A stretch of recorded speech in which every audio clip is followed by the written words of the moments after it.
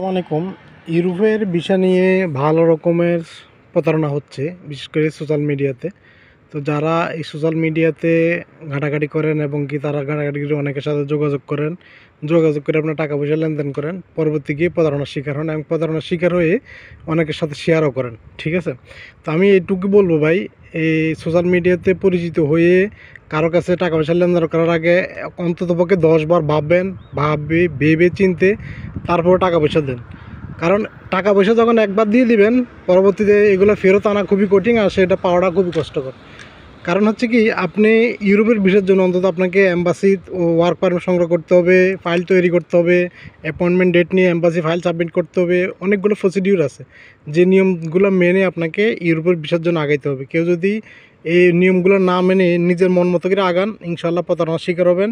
Embassy face করা ছাড়া visa হওয়াটা মানে স্বপ্ন, কল্পনা, বাস্তবে নয়।